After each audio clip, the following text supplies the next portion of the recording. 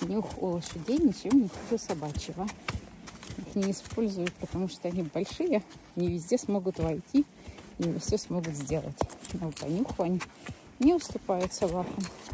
Как и по многим другим показателям, лошади стоят впереди очень многих животных.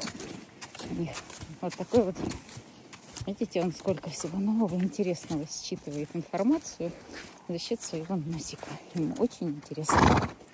Да, сколько новых запахов. Снежок растаял. Давно не было земли открытой. И он с удовольствием проверяет, что же тут происходит.